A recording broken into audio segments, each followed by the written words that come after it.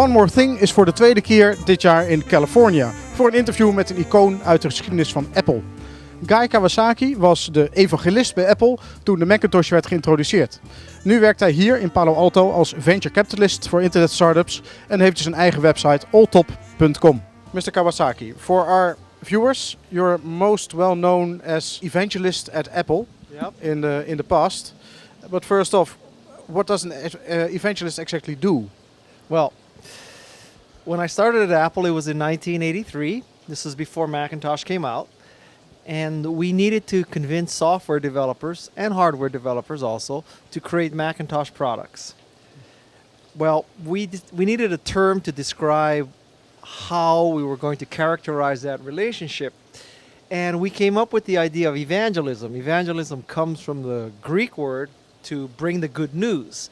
And we thought with Macintosh, we were bringing good news. That is, there's this new, very nice, if not revolutionary, computer. So that was good news. And we would bring it to developers. They would create Macintosh hardware and software products. And we would change the world. Okay. You said the Apple II and the Macintosh experience turned you into an Apple believer yourself. Huh? But is full belief in the brand necessary to be an evangelist?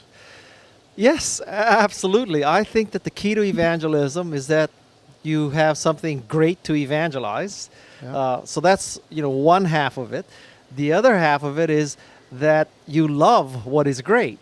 So if the two are not there, it's very difficult to be an evangelist. You could love something that's crappy, be hard to evangelize. You could also hate something that's great. It would also be hard to evangelize. So you need to have both. Okay. Are there any other brands that you could evangelize? That I could? Yeah. That's few and far between. I could evangelize Nordstrom, the store. I love the store. I could evangelize, almost anything Apple, not just Macintosh. Other Still, things, at the current time also.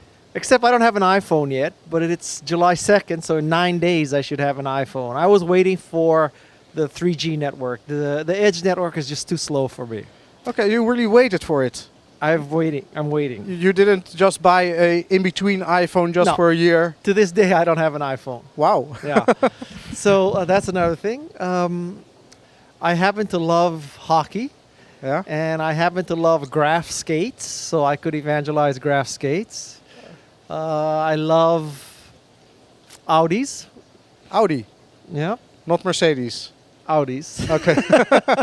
So that's another thing I could evangelize. I mean, there are a handful of things I could really evangelize. Okay. Obviously, my website, Alltop, I truly enjoy that. So Okay. I think it's a great service. Okay. You've been credited with being the first evangelist to use religious tactics in getting across the message In a business way. Yeah. Because there was Jesus before me, but... Yeah, but are you a religious man, or is that also where you learned the I am a tricks? Christian. I am a, I don't know. When you say, am I deeply pious? I wouldn't go that far. But I believe in God, yes. Okay.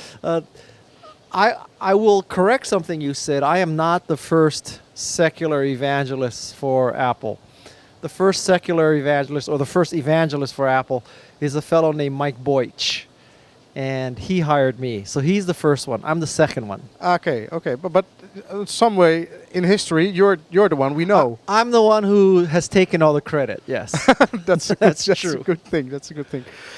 Apple fans are often also seen as followers of a religion. Yes. Are you to blame, or did you recognize the behavior and followed up onto it? Well, in a sense, I don't think I could have created this phenomenon myself. I mean, the only person who's capable of that is Steve, obviously. So Steve has created the whole thing. But even he had, some great engineers and some great people who helped him along the way. I am just one of those. Okay. So I would say the center of that world is Steve. And there are some of us who have played key roles in that effort. Okay. About Steve, recently there were some discussions and rumors about what would happen with Apple if Steve would step back as the CEO of the company. Do you think Steve is replaceable? Or do you see bad weather coming for Apple? I do not believe Steve is replaceable. There is no other Steve Jobs. Having said that, the more salient question is, if he does step back, will Apple die? Yeah. And I don't think the answer to that is yes. So I don't think you could kill Apple if you tried at this point. So he is not replaceable. He is unique, but I'm sure that Apple will continue. The first 5 years are, pretty much guaranteed. It'll go on. Mm-hmm. The question will be what happens after that. Okay. Will there be another product visionary? And that's the question. And I don't know the answer to that question. Do you have an idea for this magical product? For over No. 5 years? No? I can describe it. Okay. It's incompatible with Macintosh, so it cannot run Macintosh software. It will also be a computer that is to Macintosh what Macintosh was to MS-DOS. Okay, so you foresee that big change ahead? for the Well, future. that's what I think is necessary. I mean, Macintosh has lived, 24 years already. Yeah. It's not going to live forever. So, someplace, somebody has to be working on a computer that is 10 times neater than Macintosh, like Macintosh was 10 times neater than MS-DOS. Okay. I hope it's Apple. Yeah. Or Microsoft, or is Microsoft? Well, I of specifically hope it's Apple. course. Okay. What was it like to work at the Mac division of at Apple twice? Well, the second time it wasn't a division; it was just, part of the company. But I worked there from 1983 to 1987, and then 1995 to 1997. And I'll tell you that I don't know if your viewership would be familiar, but the best analogy I can come up with is it was like being at Disneyland every day, but you were paid to be there. So That's it nice. was that much fun. We were going to change the world, and I think we did. We were inventing this new thing, and it was the coolest thing. It was so much better and different from MS-DOS. It was just, if you ever have a chance to work in a division like the Macintosh division, once in your life, you should do it. I mean, it's a great experience. I think many of the people who worked in that division have spent the rest of our lives trying to recreate that feeling. I mean, it was that enjoyable. When you left Apple the first time, Mhm. was this feeling was gone at that moment? Well, there's two versions to why I left the first time. So version number one is I started believing my own hype about the great opportunities in the Macintosh software industry. So I wanted to create a Macintosh software company to change the world, sell a lot of software, make money. And that's version number one. Yeah. So the second version of why I left Apple in 1987 is this. All right. So at the time, I was at a manager level at Apple. So the way it worked was manager, director, vice president. And the good part about being a director is Apple buys you a car, almost any car you want. It's a big deal, right? So I go into this review with someone who I won't tell you his name, and he tells me, Guy, the small developers, they love you. Silicon Beach Software loves you. All these kind of people love you, right? You help them, you do everything for they love you. However, there are three big developers, and they don't love you. They are Microsoft, Ashton Tate, and Lotus. And because they don't love you, I'm not making you a director. Maybe you'll do better with them next time, and the next time you come up for a promotion, we can take you to the director level. And that just so offended me that at that moment I knew I had to quit, because it was Microsoft who was, arguably copying the Macintosh interface, and it was Ashton Tate and Lotus who weren't exactly jumping on the Macintosh bandwagon and giving it their best efforts to do Macintosh software. So I thought that here I was not getting promoted because these three companies did not like me. In my mind, the fact that they didn't like me should mean that I was more promotable, that I was doing the right thing. But that's how it goes. So there's two reasons why I left. A little bit of truth to each. If you took them both, it probably covers all of the truth. But that's why I left Apple the first time. Why did you come back? Were you asked to come back, or? I was asked to come back. At that time, Apple was going to die again. You know, Apple's always either the greatest company or the dying company. There's nothing in between, right? So right now it's doing very well. Everybody thinks it's going to go on forever and, you know, be the most successful thing ever. But it's sort of like bulimia. I mean, you're either, you know, feasting or you're either vomiting. It's just Okay. the only two. Yeah. So that was one of the times when you were vomiting. And I was brought back to preserve the Macintosh cult. But- So I came back as an Apple Fellow.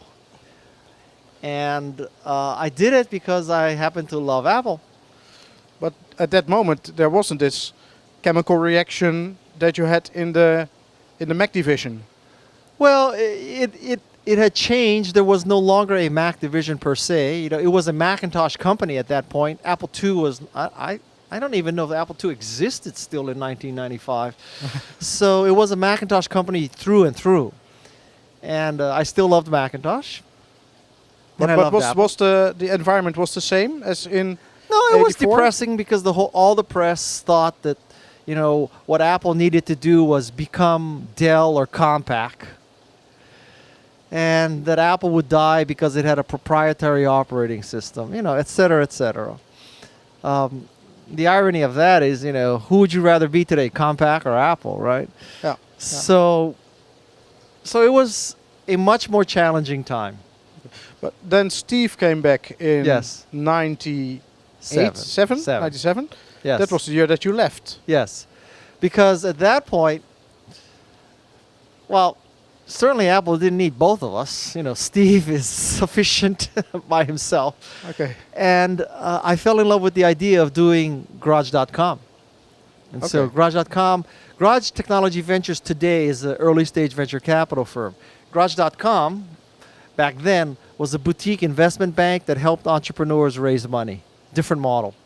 And so I fell in love with that idea. I wanted to do that. How was your relationship with Steve Jobs, and is there still a relationship at this Yeah, point? I mean, I don't see him very often. We don't have much contact. He lives in Palo Alto. We're in Palo Alto. If I bump into him, I say hello. But yeah, mostly I walk into the Apple store. And more or less, I stand in line, and more or less, I pay full retail, just like anybody else. Okay. Do you have his cell phone number? Do I have his cell phone number? Yeah. I don't even know if he has a cell phone. Okay.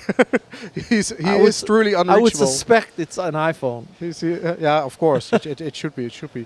Your current relationship to Apple. Are you a user? Are you a fan or a follower?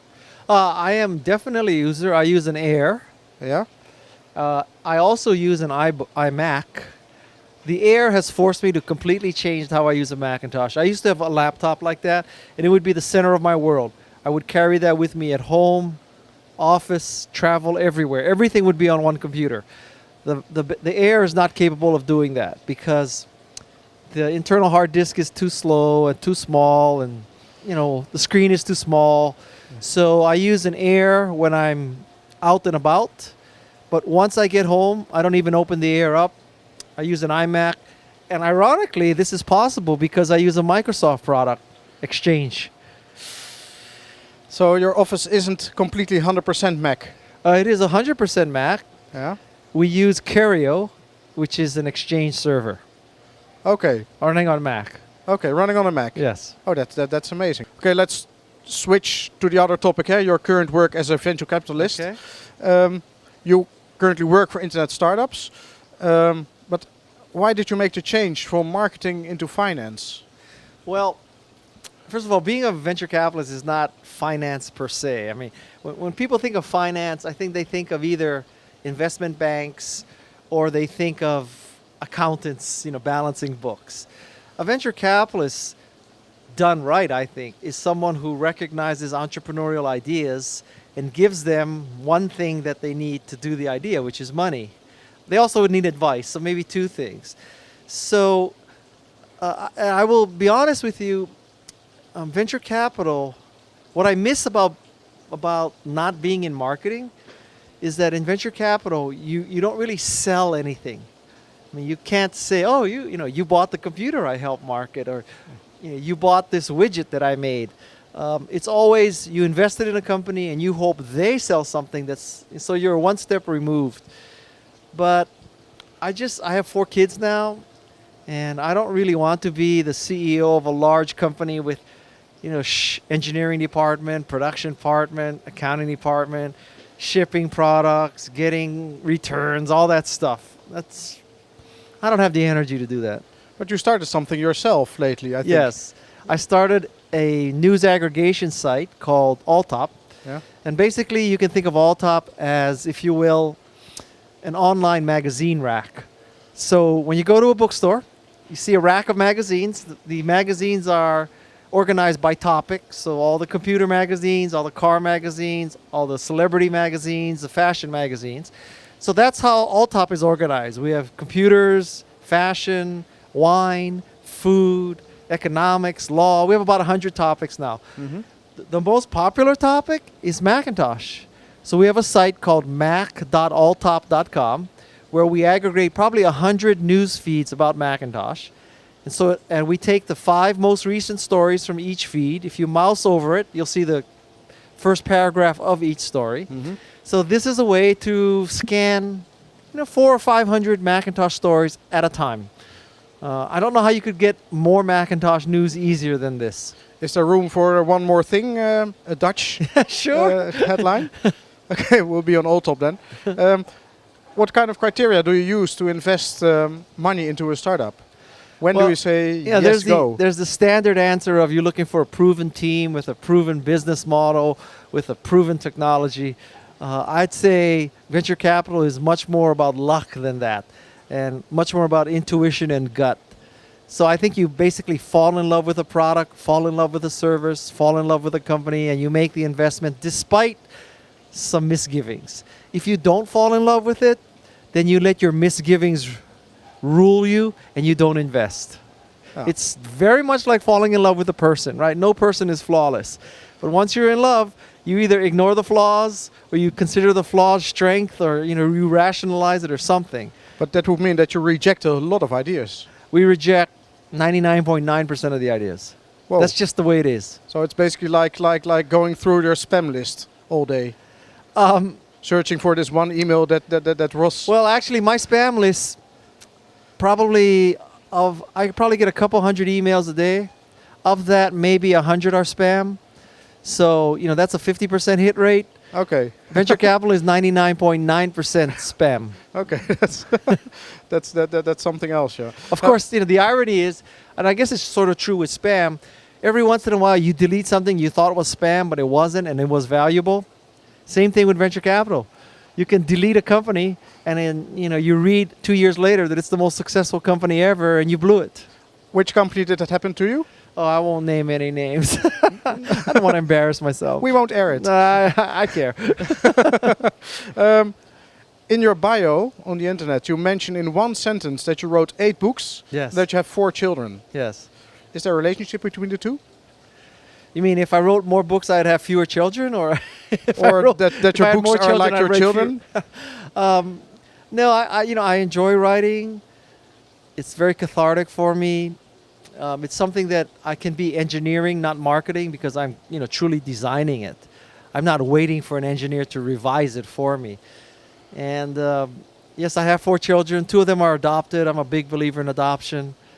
And they are the joys of my life. They are my 4 most precious startups. Okay. That's nice. Since you have seen so many startups, could you tell us where the internet is heading to? We are all Web 2.0 at this moment.